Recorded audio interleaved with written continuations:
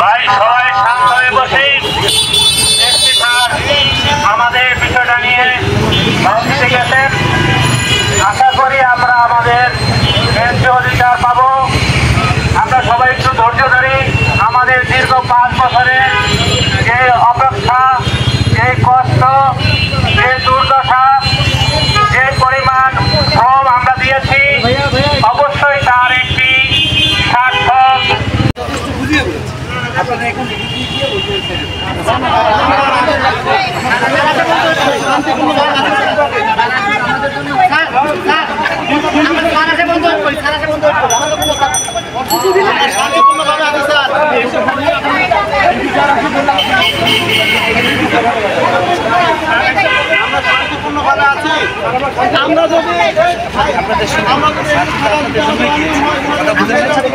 Sir আমাকে যেটা বলছে আমি আপনাকে বললাম, কথা বুঝতে পেরেছি। আপনারা এখন এখান থেকে দয়া করে এখান থেকে ওইদিকে যান সবাই। আপনার কথা বুঝতে পেরেছেন?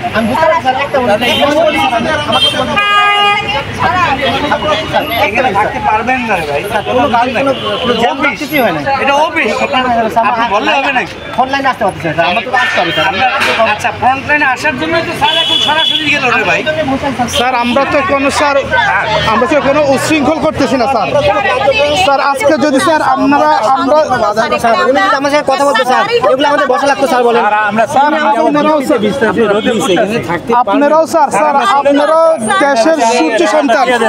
আচ্ছা আমি একটা কথা বলি, আপনাদের যে দাবি বা আপনাদের যে কথা সবকিছুই তো যৌক্তিক, এগুলো তো আমরা কিছু অস্বীকার না স্যার, আপনি আমার কথা বুঝতে পেরেছেন। এটা হচ্ছে আপনাদের প্রাপ্ত অধিকার, সেটা ঠিক আছে, কিন্তু অধিকার মানে গেট বেরিয়ার করা যাবে। আপনি তো অন্যের প্রতিবন্ধকতা সৃষ্টি করতে পারবেন না। এটা দুইটা গেট ওপেন থাকবে, এটা দুইটা গেট ওপেন থাকবে। এটা শুনুন, এটা সচিবালয় সংশ্লিষ্ট জায়গা, এটা স্পর্শকাতর জায়গা, এটা আপনাকে বুঝতে হবে। এটা আইনগতভাবে যৌক্তিক। কথা বুঝলেন না? এখানে বসে থাকেন, এটা ছোট একটু বলে এটা দিতে হবে। এক বছর আর ধরা লাগবে, আপনি গেট আটকাতে পারবেন না আমরা স্যার গেট আটকাচ্ছি না, গেট আটকে যাচ্ছে। আপনি একটা গেট বন্ধ করে দিয়ে রাখেন।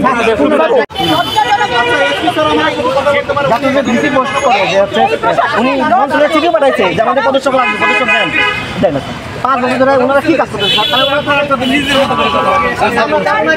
সেটাকে হয়েছে, তাহলে আপনি দেখেন কিন্তু আপনাদের হয়েই কাজ করতে আমরা পুলিশের কথা রাখছি স্যার। আমরা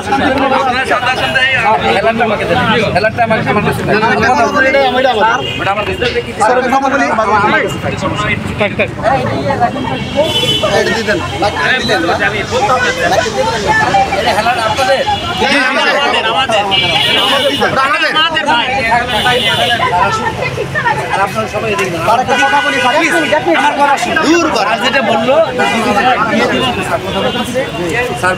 ওনাদেরকে বলো এখান থেকে ওদিকে চলে যাও।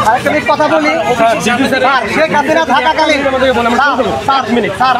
থাকাকালীন দেশে যেরকম স্বৈরাচার ছিল, এখনো স্যার 5 বছরে স্যার রেজাল্ট স্যার